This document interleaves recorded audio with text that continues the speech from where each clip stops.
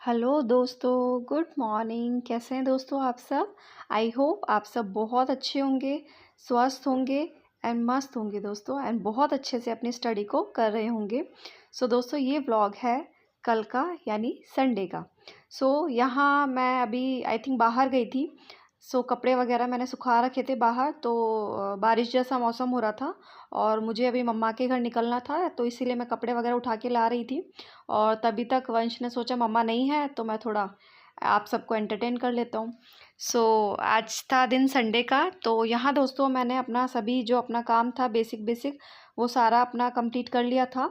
उसके बाद मैं मम्मी के घर जाने के लिए रेडी हो गई हूँ। वहाँ मुझे कुछ काम है, तो वहीं के लिए बस अब हम दोनों निकलेंगे। जो मेरे चैनल पे नए सब्सक्राइबर जुड़े हैं उनकी जानकारी के लिए मैं बता देती हूँ दोस्तों। मेरा नाम है आशा शर्मा और मेरा दोस्तों एक 5 साल का बेटा है जो अभी सीनियर केजी में पढ़ता है। इसके अलावा दोस्तों मैं अभी रीट और आरपीएससी फर्स्ट ग्रेड की प्रिपरेशन कर रही हूँ और मैं बच्चों को ट्यूशन्स पढ़ाती हूँ। और इसके अलावा मैं जो भी मुझे टाइम मिलता है, जैसा भी मुझे कन्वीनियंट लगता है, मैं आप सबके लिए वीडियोस बनाती हूँ। दोस्तों मेरा जो वीडियो बनाने का मोटिव है वो यही है कि मेरी कंटिन्यूटी बनी रहे, जो नाउ-ए-डेज़ मैं नहीं कर पा रही हूँ।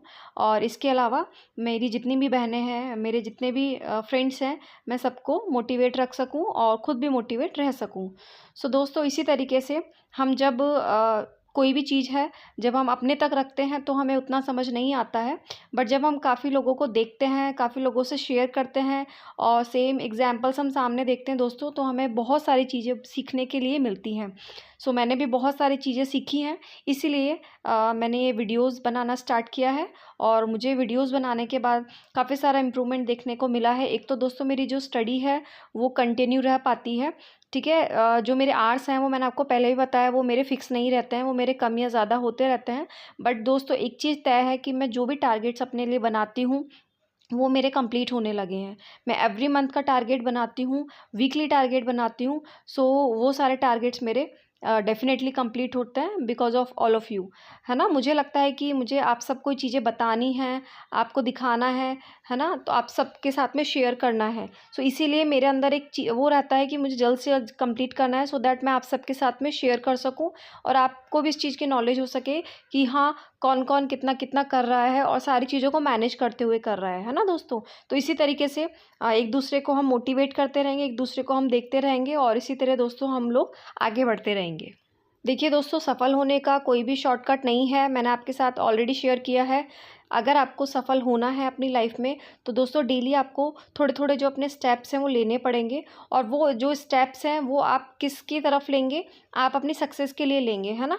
ऐसा नहीं कि आप छोटे-छोटे स्टेप्स अपने बाकी किसी काम के लिए ले रहे हैं। अगर आपको अपनी स्टडी करनी है, अगर आपको किसी भी एग्ज़ाम में सफल होना है दोस्तों, तो डेली में आपको थोड़ा-थोड़े आवर्स जितना भी आपको टाइम मिल पाता है, आपको स्टडी करनी है और आपको रूटीन बनाना है। डेली में वो स्टडी करनी है। ऐसा नहीं कि एक दिन आपने किसी का भी वीडियो देखा या किसी ने आपको मोटिवेट किया तो एक दिन आपने 10 आवर की, 8 आवर की, 6 आवर की स्टडी कर ली, उसके बाद आपने 1 मंथ तक स्टडी नहीं की या आपने 1 वीक तक स्टडी नहीं की। ऐसा नहीं करना है दोस्तों।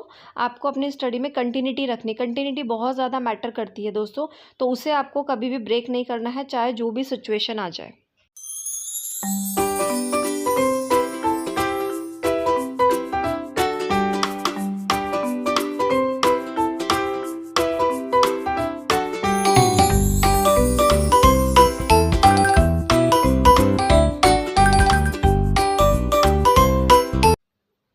ये दोस्तों आज का दिन है यानी मंडे का।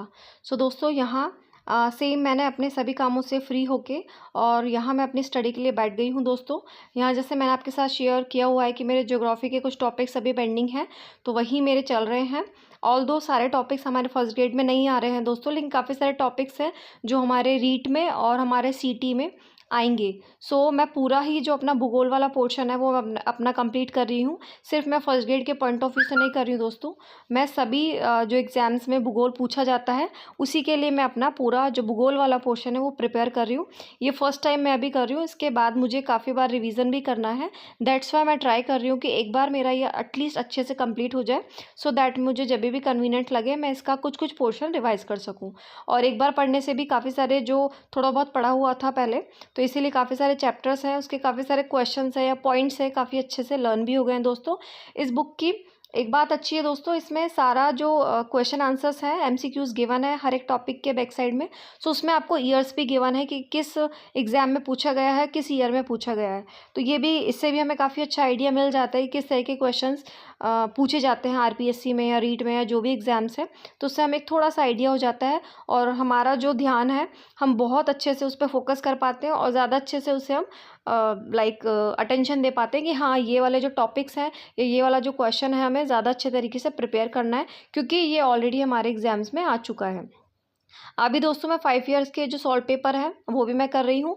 तो मैंने उसमें एक चीज़ नोटिस की कि काफ़ी सारे जो क्वेश्चंस हैं दोस्तों वो हमारे रिवाइज्ड होते हैं ना, मतलब बार बार पूछे जाते हैं। तो ये बहुत अच्छी बात हर एक एग्ज़ाम के लिए बोली जाती है कि हमें पीवाईक्यू ज़रूर सॉल्व करने चाहिए, है ना दोस्तों। इससे काफ़ी सारी नॉलेज मिलती है और काफ़ी सारे क्वेश्चन आपके रिपीट होते हैं। तो काफ़ी सारे क्वेश्चन का तो आपका रिवीजन हो जाएगा और आपको एक पता भी चल जाए किस तरीके के क्वेश्चंस पूछे जाते हैं। तो अभी मेरा जब थोड़ा बहुत पोर्शन कंप्लीट हो गया है, पहले भी दोस्तों मैं पीवाईक्यू जो थे वो सॉल्व करती थी, बट मुझे उतना नहीं मतलब समझ में आता था। ठीक है, रीड कर लिया, लेकिन अब जब मेरे काफ़ी सारे टॉपिक्स कंप्लीट हो गए हैं तो अभी वो क्वेश्चन समझ में आने लगे हैं। और ये भी समझ में आ रहा है जब अभी जितने भी मैंने सॉल्व किए हैं कि उसमें काफ़ी सारे क्वेश्चन रिपीट होते हैं, है ना। तो ये हमारे लिए काफ़ी अच्छा बेनिफिट है और दो काम हो रहे हैं इससे। हमें एक तो क्वेश्चंस का पता चल रहा है कि कहाँ कहाँ किस टॉपिक में से किस टाइप के पूछे जा रहे हैं। इसके अलावा दोस्तों आपके क्वेश्चंस रिपीट हो रहे हैं तो वो आपको जब रिपीट होंगे क्वेश्चंस तो आपको काफ़ी अच्छे तरीके से लर्न हो जाएंगे, है ना। तो डबल आपको बेनिफिट मिलेगा। तो आप जिस भी एग्ज़ाम की तैयारी कर रहे हैं दोस्तों, आप अपने जो 5 ईयर्स के सॉल्व पेपर हैं वो आप ज़रूर से सॉल्व कीजिए, उससे आपको काफ़ी ज़्यादा हेल्प मिलेगी। और पर्टिकुलर एग्ज़ाम में किस टॉपिक से क्वेश्चन पुट अप होते हैं और किससे ज़्यादा लिए जाते हैं वो भी एक आपको थोड़ी सी नॉलेज हो जाएगी। अभी भी दोस्तों हमारे पास काफ़ी टाइम है। अगर अभी तक भी आपने स्टार्ट नहीं किया है दोस्तों, तो आप जिस भी एग्ज़ाम की प्रिपरेशन करना चाहते हैं दोस्तों, आप अपना सिलेबस का प्रिंट आउट लेके उसके बाद दोस्तों आप अपनी प्रिपरेशन को स्टार्ट कर सकते हैं, है ना। देखिए, ज़रूरी नहीं है कि हर कोई अपना पर डे का 7 to 8 आवर दे, ठीक है। अगर आप हाउसवाइफ हैं, आपके बच्चे हैं या आप वर्किंग हैं तो इट्स ओके, आप अपना 1 आवर या 2 आवर से भी स्टार्ट कर सकते हैं। उससे भी आपको धीरे धीरे जब आपका रूटीन में वो शामिल होगा और जब आप अपने थोड़े थोड़े टॉपिक्स आप अपने कंप्लीट करने लगेंगे तो एक आपको अंदर से कॉन्फिडेंस आएगा और आप सोचने लगेंगे कि हाँ, मैं कर सकता हूँ, है ना। इनिशियली दोस्तों आपको कभी भी बड़े बड़े टारगेट नहीं लेने, है ना। एक्चुअल में क्या होता है, जब हम बड़े टारगेट लेते हैं तो ब्रेन हमारे लिए एक क्या बोलते हैं प्रॉब्लम क्रिएट कर देता है। कैसे क्रिएट करेगा, क्योंकि बड़े बड़े टारगेट कोई भी इनिशियली कंप्लीट नहीं कर सकता है ना। तो सबसे पहले हमें क्या करना है दोस्तों, अपने लिए छोटे छोटे टारगेट लेने हैं ना। क्योंकि जब हम छोटे छोटे टारगेट लेते हैं दोस्तों तो जब वो कंप्लीट होते हैं तो हमें बहुत अच्छा कॉन्फिडेंस आता है, ठीक है। और जैसे अपने आप में आपको एक कॉन्फिडेंस बिल्ड करेंगे, अपने आप में एक कॉन्फिडेंस आएगा तो धीरे धीरे आप खुद से ही अपने जो स्टडी आवर्स है वो बढ़ाने लगेंगे, है ना। किसी को आपको बोलना नहीं पड़ेगा। इसीलिए दोस्तों अगर आप अपनी स्टडी स्टार्ट कर रहे हैं या कर चुके हैं तो आप अपने लिए छोटे छोटे टारगेट बनाइए, है ना। अगर आप कोई टॉपिक भी करना चाहते हैं तो अगर वो मोस्ट ऑफ द जो इतिहास कला संस्कृति वाला है या कोई भी है उसमें बड़े बड़े टॉपिक होते हैं ना। तो आप ये करिए कि जस्ट लाइक अगर कोई 8 पेजेस का है तो आप 4 पेजेस रखिए, है ना। जैसे मैं बताती हूँ, अभी जो गुप्त काल एक मौर्य काल वाला है तो गुप्त काल उतना बड़ा टॉपिक नहीं है, बट मौर्य काल जो है वो बहुत बड़ा टॉपिक है ना। लेकिन मैंने क्या किया है, उसके पेजेस को स्प्लिट कर दिया है ना। और वो बहुत ज़्यादा समझने में भी उससे प्रॉब्लम होती थी तो मैंने उसको एक बार में नहीं किया, उसके मैंने 2 पेजेस किए, क्योंकि 2 पेजेस 2 पेजेस में भी उसमें काफ़ी सारे इन्फॉर्मेशन है ना। तो मैंने उसको इस तरीके से किया। उसको मैंने सबसे लास्ट में किया था, बाकी मैंने सबसे पहले अपने सारे टॉपिक्स किए थे, ठीक है। और उसमें भी जो मुझे लेंथी लगे तो मैंने उनमें पेजेस को स्प्लिट कर लिया। जस्ट लाइक मेरे पास अगर आज 8 पेजेस हैं किसी भी टॉपिक में तो आज मैंने 4 किए, कल मैंने 4 किए। ऐसा नहीं था कि मेरे पास सिर्फ 4 पेजेस के लिए टाइम था, मेरे पास था टाइम, बट स्टिल क्योंकि जब हमारे ब्रेन में बहुत सारी इन्फॉर्मेशन जाती है तो हमारा ब्रेन एक्सेप्ट नहीं कर पाता है ना। लेकिन अगर आप धीरे धीरे अगर आप अपनी नॉलेज है वो फीड करेंगे तो ईजिली हमारा ब्रेन एक्सेप्ट कर लेगा, है ना। तो इसी तरीके से मैंने 4 पेजेस किए और बाकी के सब्जेक्ट भी मैंने पैरेलल किए। जस्ट लाइक मैनेजमेंट है, मैनेजमेंट का मैंने 1 टॉपिक किया, है ना। अपना जो एक और टॉपिक है अपना पेडागोजी सब्जेक्ट है तो पेडागोजी में भी मैंने यही किया। उसमें भी टॉपिक्स आपके बहुत ज़्यादा लेंथी हैं तो उसमें भी आप पेजेस को आप स्प्लिट कर सकते हैं। मैनेजमेंट की अगर बात करें तो दोस्तों राट पब्लिकेशन की जो बुक है उसमें टॉपिक बहुत ज़्यादा छोटे हैं, ठीक है, कुछ टॉपिक बहुत ज़्यादा बड़े हैं, कुछ बहुत ज़्यादा छोटे हैं। तो कितना अच्छा है, छोटे-छोटे टॉपिक आप 1 डे में मतलब 2-3 भी आप आराम से कर सकते हैं, है ना? तो इस तरीके से दोस्तों जभी भी आप अपना स्टडी कर रहे हैं, कोई भी काम कर रहे हैं, तो इनिशियली आप कोई बड़ा टारगेट ना लें, अपने लिए छोटे-छोटे टारगेट बनाएँ। तो देखिएगा आप 1 मंथ इस चीज़ को अप्लाई करके देखिएगा, आपको डेफ़िनेटली इसके बहुत अच्छे रिज़ल्ट मिलेंगे और आप में बहुत अच्छा कॉन्फिडेंस आएगा। देखिए दोस्तों, हमें पढ़ने के लिए, स्टडी करने के लिए खुद से हमें ज़िद करनी पड़ेगी, है ना? जैसे आपने छोटे बच्चे देखे होंगे, जभी भी उन्हें कुछ चाहिए होता है तो वो ज़िद करते थे, है ना? करते हैं और उन्हें वो चीज़ें ईज़िली मतलब मोस्ट ऑफ़ द टाइम मिल जाती है। जैसे-जैसे वो बड़े होने लगते हैं, तो हम उनकी ज़िद को इग्नोर करने लगते हैं या उन्हें समझाने लगते हैं कि बेटा ये इम्पोर्टेंट है, ये इम्पोर्टेंट नहीं है या फिर ये चीज़ें आपको बाद में दे दी जाएँगी।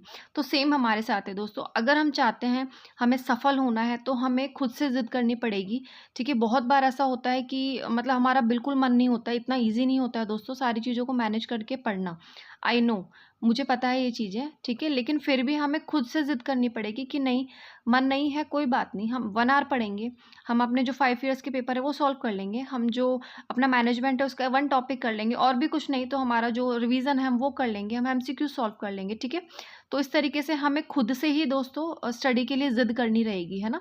आपका मन है या नहीं है, जो भी प्रॉब्लम है, तो आपको खुद से ज़िद करके दोस्तों पढ़ना पड़ेगा, है ना? ये चीज़ें सुनने में दोस्तों शायद उतनी इम्पोर्टेंट ना लगे, लेकिन जो इंसान ऐसे सिचुएशन में रहते हुए पढ़ाई करता है ना? जो पर्सन इन चीज़ों को फेस करता है, उन्हें ये चीज़ें बहुत अच्छे से समझ आएँगी, ठीक है? क्योंकि देखिए एक जो स्टूडेंट है, वो प्रॉपर्ली अपनी स्टडी को टाइम दे रहा है, तो उसके लिए एज़ सच उतनी ज़्यादा कोई प्रॉब्लम नहीं रहेगी, है ना? लेकिन जो हम मदर्स हैं, ठीक है? या फिर वर्किंग हैं या जिनके बच्चे हैं, उनके लिए बहुत मैनेज करना बहुत ज़्यादा डिफ़िकल्ट हो जाता है ना? उस टाइम पे हमें खुद से ही ज़िद करनी पड़ेगी कि जो भी डिफ़िकल्टी है या जो भी प्रॉब्लम्स हैं, हमें एक किनारे रख के हमें अपनी सिचुएशन को बेटर बनाना है, हमें अपने फ्यूचर को बेटर बनाना है। इसीलिए दोस्तों हमें खुद से ज़िद करनी पड़ेगी कि कुछ भी हो जाए, जैसी भी सिचुएशन हो, हमें पढ़ना है, हमें अपने आप को एक और मौका ज़रूर दे के देखना है, ठीक है? होना ना होना भगवान के हाथ में, हमारी मेहनत के हाथ में है, ठीक है? लेकिन हमें कोशिश ज़रूर करनी है, जिससे कि लास्ट में हमें एक मलाल ना रहे कि हमने कोशिश नहीं की।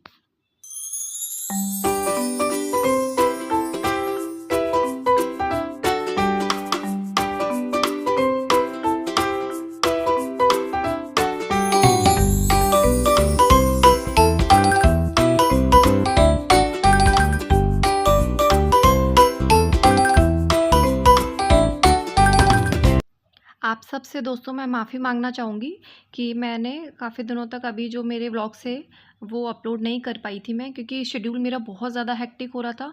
और जैसे कि मैंने आपको बताया है कि मुझे माइग्रेन की प्रॉब्लम है, तो वो हेक्टिक शेड्यूल की वजह से और स्लीपिंग भी प्रॉपर नहीं हो पा रहा था, इस वजह से मुझे बहुत ज़्यादा हेड में और आइज़ में बहुत ज़्यादा पेन हो रहा था। तो इस वजह से ना तो मैं एडिटिंग कर पा रही थी, ना मैं व्लॉग शूट कर पा रही थी। इस बीच ऐसा नहीं है मैंने स्टडी नहीं की, मैंने अपनी स्टडी को टाइम दिया है, बट उतना ज़्यादा मैं व्लॉग्स वगैरह पे ध्यान नहीं दे पाई और मैं ना शूट कर पाई, ना मैं दोस्तों एडिट कर पाई। अभी मुझे संडे को काफ़ी अच्छा फ़ील हुआ था, तो मैंने संडे को आप सबके लिए व्लॉग बना लिया था। हालाँकि थोड़ा-सा ही बनाया था क्योंकि बहुत ज़्यादा काम था उस दिन, तो मैं भूल गई थी शूट करना। तो इसीलिए मैंने रेडी वगैरह होके जब मैं निकलने वाली थी मम्मी के घर के लिए, तो मैंने अपने थोड़ा-सा एक क्लिप बनाया है और उसके बाद फिर मैंने दोस्तों आज मंडे का अपना प्रॉपर तरीके से शूट किया है। मुझे आज बहुत अच्छा फ़ील हो रहा है, एकदम फ्रेश-फ्रेश, और मंडे भी है, तो इसलिए मैंने आप सबके लिए दोस्तों आज मैंने अपना व्लॉग शूट भी किया है और एडिट करके टाइमली आप सब तक पहुंच जाएगा। सो दोस्तों थैंक यू सो मच, आप में इतना पेशेंस दिखाया और आप इसी तरीके से प्लीज़ मेरे व्लॉग्स में बने रहिए। अगर आपको कोई भी बात दोस्तों मोटिवेट करती है, कोई भी बात अच्छी लगती है किसी भी रीज़न से, तो प्लीज़ आप मेरे व्लॉग्स पे इसी तरह बने रहें दोस्तों।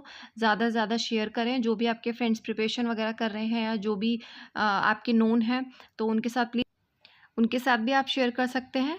और इसी तरीके से प्लीज़ आप बने रहिए और ज़्यादा से ज़्यादा लाइक करें, सब्सक्राइब करें, शेयर करें। जय Shri Ram. Thank you so much.